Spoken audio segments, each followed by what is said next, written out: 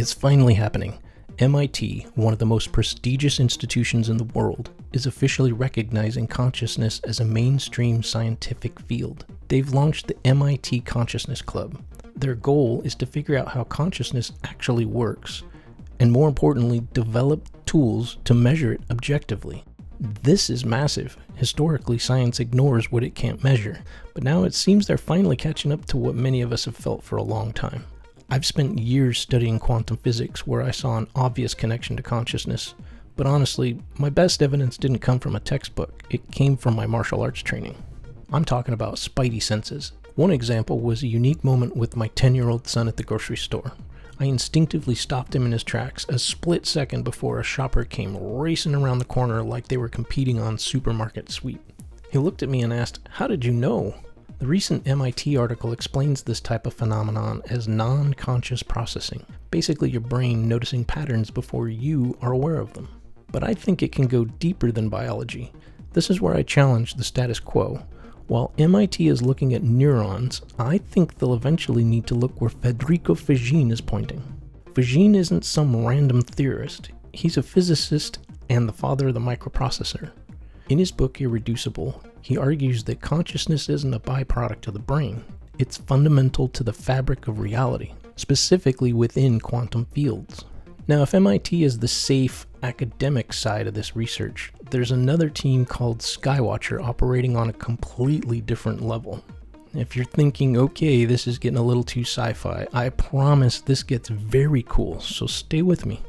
Skywatcher is an independent team of special ops military and scientific experts that are bridging the gap between anecdotal UAP sightings and credible, scientifically validated discoveries. They've even released the 6-level discovery framework they're following to ensure scientific scrutiny. I've put a link in the description in case you're interested in reading this 50-page document. All this ties perfectly to the recently released documentary, The Age of Disclosure, which features 34 US government and military insiders explicitly acknowledging that advanced non-human technology is here, and we are in a race to reverse engineer it. If this tech is real, how do we interact with it?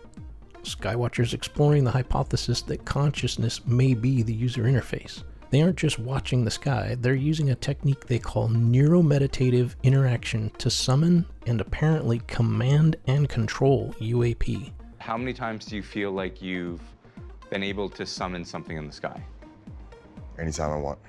This type of mental interaction is currently being assessed at level 2, the data collection phase in their discovery framework, and may be moving to level 3 as they continue to refine their methodologies. They've also released preliminary data on 9 different UAP classifications, which is in the description if you'd like to check it out for yourself. Is it really that crazy to think an advanced intelligence is capable of using consciousness as a tool? If not, it only makes sense for it to exist in some universal field that humans have struggled to measure. As we learn more about the universe, we might find this isn't magic, it's just physics we don't understand yet. Now is the perfect time for the science community to start thinking outside of the box when it comes to consciousness. I'll be following MIT and Skywatcher closely. My guess is that research leads them to follow Faggin's recommendation of using quantum states to describe consciousness. Till then, check out the video I made that led to my discovery of the Skywatcher team. Thanks for watching Tech-Multiverse.